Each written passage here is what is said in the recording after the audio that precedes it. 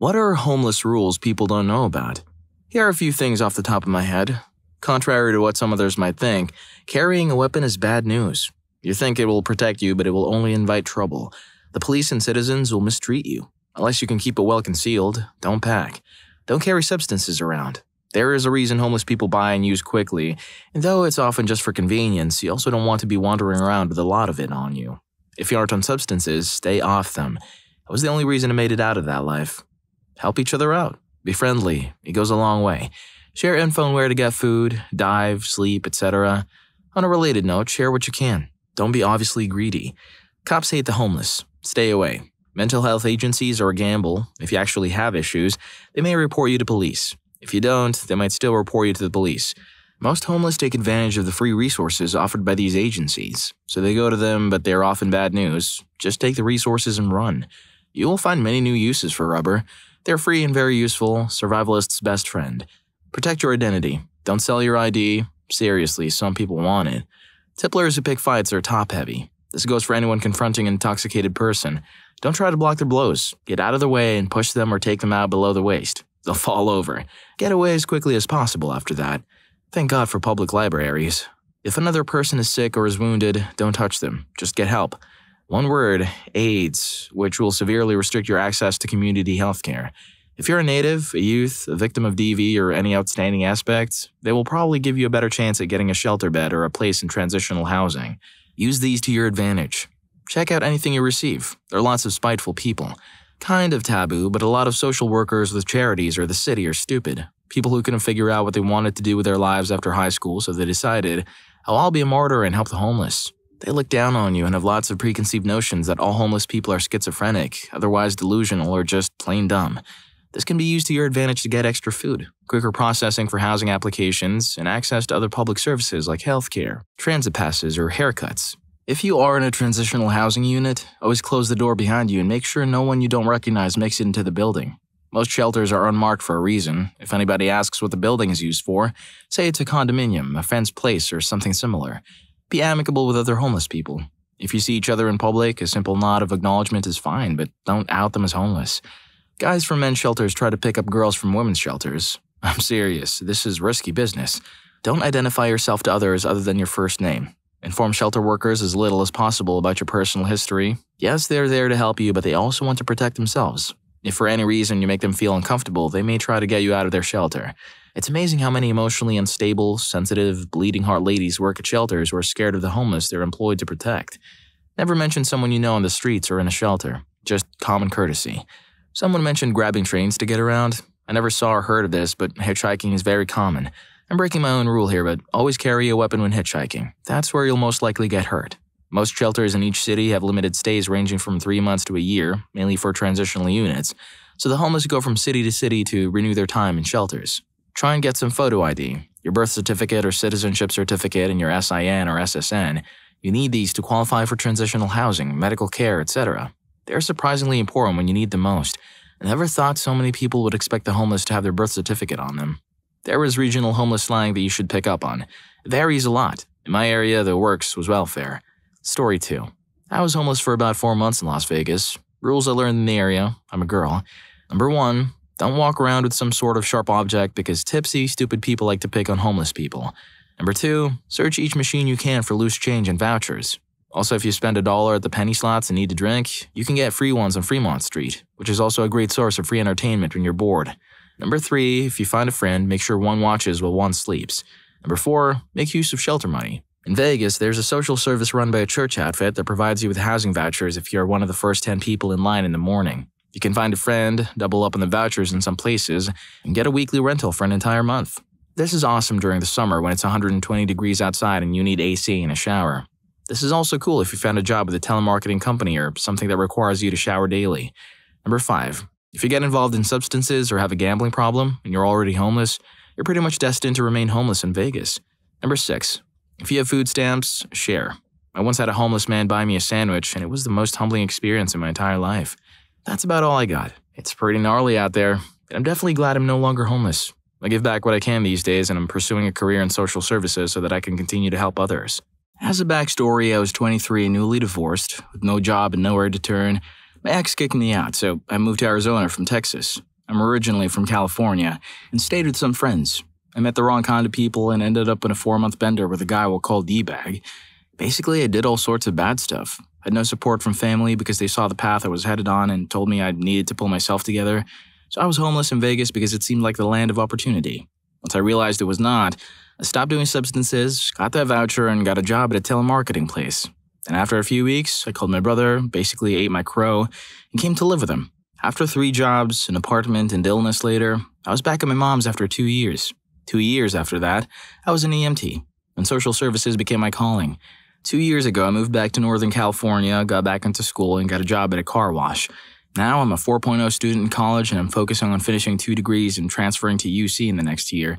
It's been a lot of hard work, reflection, and blind luck. Also, financial aid is awesome. I wouldn't change anything, and I'm almost 30, and I've done a lot. But the adventure continues. Basically, just keep going and eventually something will break. Wow, hearing about homeless folks buying each other sandwiches really hits different. It just shows that, even in tough spots, people can be super kind. Makes me think twice about walking past someone in need. I used to sweat not giving change, but this story, it's a game changer. Gonna start offering a meal when I can. It's the little things, right? Who knows? That sandwich might just be what someone needs to get through the day. Story 3. I lived in the streets in Seattle in 2000 and lived in shelters and transitional houses for many years after that.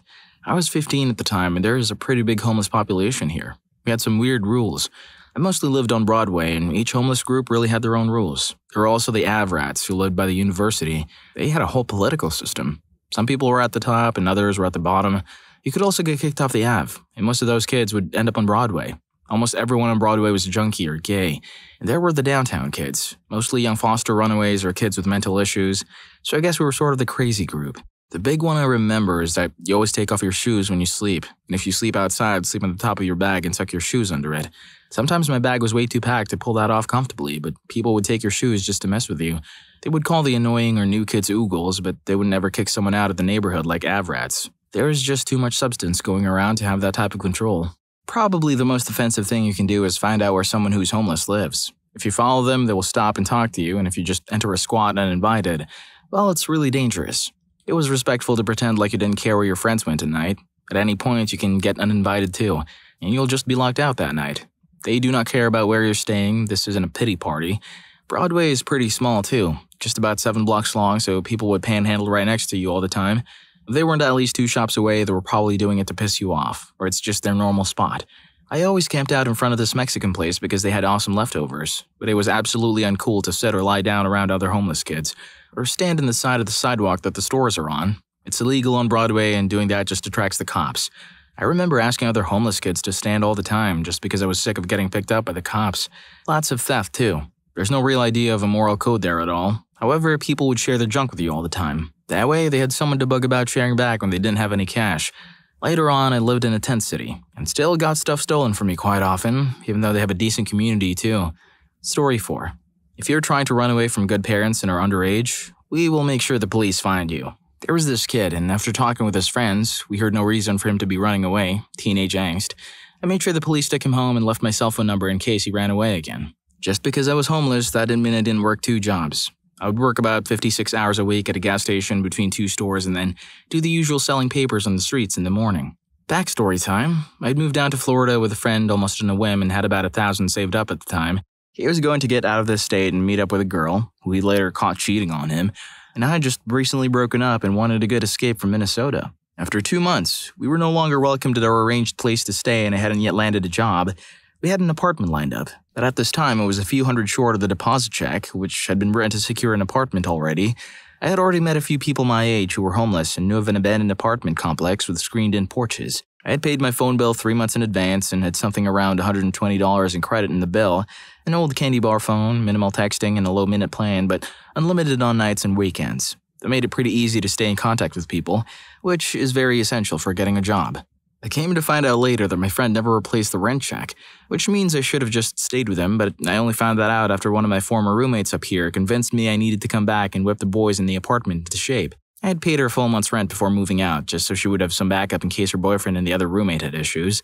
Still on the lease and Hurricane Katrina was coming, those 90-degree palm trees, I shipped what I couldn't carry on the bus back to my place and hopped on a Greyhound. Man, there's so much to learn about life in the streets. It's a humbling reminder that everyone's experience is different. Hey, while you're here, consider giving a thumbs up and subscribing, and stay tuned for more unique perspectives. Story 5. Save every penny. Buy a tent. Put your tent next to a river. Go to the library every single day. Spend as much time as you can applying for jobs. Take the first job you can get. Keep bathing in the river and working until winter. Do not spend a dime on booze. Once winter comes, get an apartment and keep working. Apply to your local technical college and get a job in IT. Stop being homeless. It worked for me. As a backstory, I was kicked out of the house in the summer after my first year of college. I was messed up. I'd gotten a 68% GPA and I was just drinking. So my folks said, no partying while you're staying here. I happily complied, but when my dad found my pipe, which I wasn't using but had buried deep in storage, he kicked me out. In his defense, I have 2 younger brothers who are 7 and 8 years younger than me, and he had them to think about too. So he gave me the boot. I shuffled through a couple of buddies' places until my dad convinced their parents to kick me out for my own good. All I had was a car.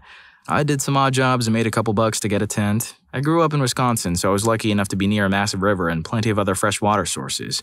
Also, I am not booze dependent. I'm just from Wisconsin. We drink more than any other state besides Alaska. It is just part of the culture. So I would clean and groom by the river. I still used my parents' place as a mailbox, knowing they hadn't locked their doors in 30 years, and I could easily grab my mail while they were at work. I got a job at a call center and saved some money. I got an apartment with the guys, whose parents also kicked me out. I partied hard after I signed the lease. I enrolled in tech school, worked hard, got a 4.0, then enrolled in real school, worked 30 hours a week with 18 credits, and graduated with a 3.5. I had an easy homeless stint. I was not introduced to anything bad. I did not suffer from any mental health issues. I have an IQ of 136. I had a healthy, strong farm boy body. I knew how to fish, build fires, and cook on those fires. I'm not your typical homeless man. I'm not saying it is easy for everyone. Most folks will find it much harder. I'm just saying if you're a smart, healthy person and you find yourself without a home, don't sweat it. You'll be fine. Story 6. I was young when I ran away from home because my mother threw a cast iron frying pan at me. I didn't even have the chance to grab my shoes or a good pair of pants. There were people who instantly helped me on my feet. I was able to find shelter at Tent City by the end of the day, was directed to 3 square meals per day, and from there, my own place and my own life. I was on the streets for a matter of 9 months. My advice, don't loan out anything you need to expect back. You don't have to make friends with people to survive. In fact, it's often better if you don't know a lot of people. Just never be a jerk to someone. You never know when they'll help out. There's no need to burn a bridge before you have to cross it. If someone is helping you out, be super polite about it. A lot of shelters and programs have strict guidelines for how long you can use their programs. If you're polite, they may help you beyond that, or they may use their contacts to get you in a better position. Moving forward to the next step. If someone shares something with you, if you can return the favor, do it. If you're a runaway, don't take anything with you that was paid for by your parents. The cops can go after you as if you were a thief. If you have to run, then treat it like a clean break. As much as possible, aim to not be homeless. It can be fun to just live on the street without having expectations, but your goal should be to get out of that. Try to get your education in order, get certifications, and get yourself a job. A lot of programs are available for the homeless. Take advantage of them. Don't use substances or booze. I know that sounds like a written rule, but there are a lot of homeless people who commune by getting trashed together, or become homeless after picking up a habit. Avoid this. It's expensive, both in time and money, and most people aren't going to give you crap if you say no, and they won't give you crap if you say yes. You're responsible for yourself. These are pretty great principles to live your life by, under any circumstances. Story 7.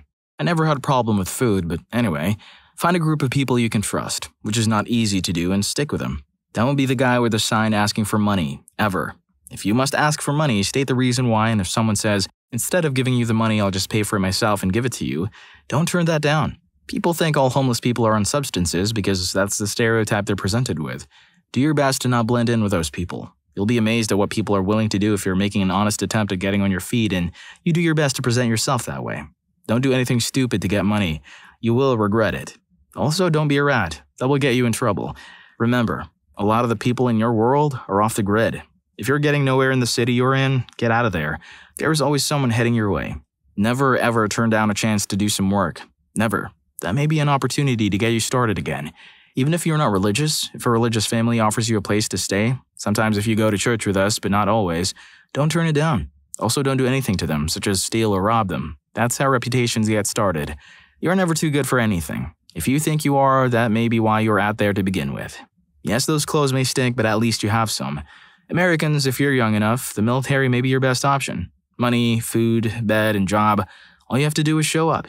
Stay off substances. That again may be why you're there and could very well cost you a chance to get off the streets. It's been over 20 years since I got back on my feet, and those are the things that have stuck with me since I was homeless for 2 years. Story 8. I used to do Food Not Bombs in DC. We served meals every Sunday for several years, and I got to know a lot of the homeless people in the city. I saw quite a bit of mental illness affecting some seriously brilliant people. One guy would pull out photocopies of the Shroud of Turin, trying to convince us of some questionable stuff about Jesus, and go on a rant from there. He'd quote Thomas Aquinas and live for a pat, a little hug.